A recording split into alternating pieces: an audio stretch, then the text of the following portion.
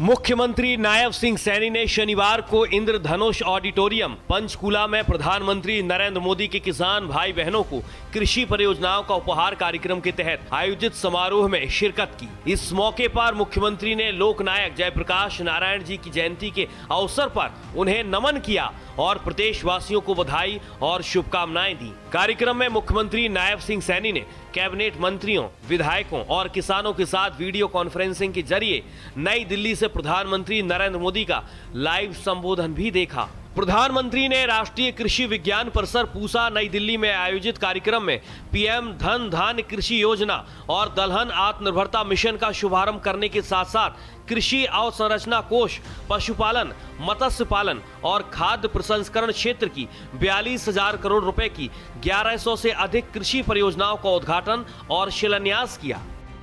जो धन धान्य कृषि योजना है और दलहन आत्मनिर्भर मिशन ये शामिल हैं, जिससे कि हमारा किसान व आत्मनिर्भर बने, मजबूत बने। आज इन परियोजनाओं को आज देश को समर्पित कर रहे हैं। इन दो परियोजनाओं के साथ साथ देश के यशस्वी प्रधानमंत्री आदरणीय नरेंद्र मोदी जी 42,000 करोड़ रुपए से अधिक की कृषि व संबद्ध क्षेत्रों की 1100 से अधिक जो परियोजनाएं हैं उनका उद्घाटन और शिलान्यास भी आदरणीय प्रधानमंत्री जी कर रहे हैं। मैं इस अवसर पर देश के यशस्वी प्रधानमंत्री जी का दिल की गहराइयों से बहुत बहुत आभार व्यक्त करता हूं। इस अवसर पर मुख्यमंत्री नायब सिंह सैनी ने प्रधानमंत्री नरेंद्र मोदी का आभार व्यक्त करते हुए कहा कि प्रधानमंत्री का मार्गदर्शन और नेतृत्व किसानों के लिए खुशहाली और समृद्धि का नया दौर लेकर आया है। ये योजनाएं राष्ट्र की खाद्य सुरक्षा सुनिश्चित करने, किसानों की आय बढ़ाने, पोषण युक्त अनाज उपलब्ध करवाने और भारत को दुनिया की फूड बास्केट बनाने की प्रधानमंत्री की प्रतिबद्धता का प्रमाण है। ये योजनाएं ये राष्ट्र की खाद्य सुरक्षा सुनिश्चित करने, किसानों की आय बढ़ाने और पोषण युक्त अनाज उपलब्ध कराने और भारत को दुनिया का फूड जंक्शन को फूड बास्केट बनाने की माननीय प्रधानमंत्री जी की जो प्रतिबद्धता है, ये उसका ही परिणाम है। मुझे खुशी है कि 2014 के बाद भारत ने कृषि क्षेत्र में उल्लेखनीय प्रगति की है। मुख्यमंत्री ने यह भी बताया कि सरकार किसानों को उत्तम किस्म के बीज उपलब्ध करा रही है ताकि फसलों की उपज बढ़े और सभी को इसका फायदा मिले।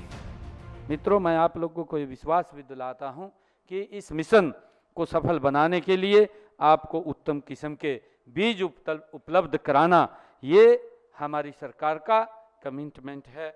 हम उसको उपलब्ध करवाए जाएंगे और हमें प्रदेश में दलहन उत्पादन के लिए अनुकूल क्षेत्रों की पहचान करेंगे और किसानों को दलहन आत्मनिर्भर मिशन के तहत अधिकतम लाभ दिलाने के लिए इसे युद्ध स्तर पर काम करेंगे। यह विश्वास मैं आप लोगों को दिलाता हूं।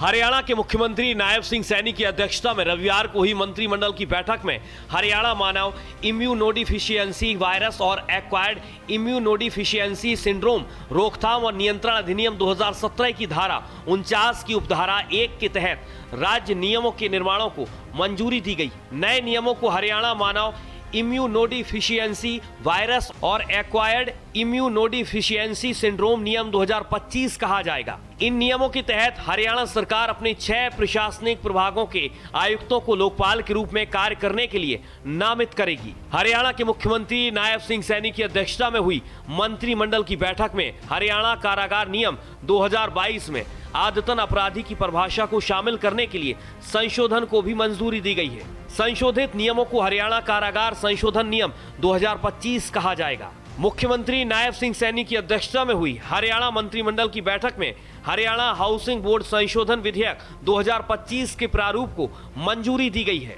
इस संशोधन का उद्देश्य हरियाणा हाउसिंग बोर्ड का हरियाणा शहरी विकास प्राधिकरण HSVP के साथ विलय सुनिश्चित करना है।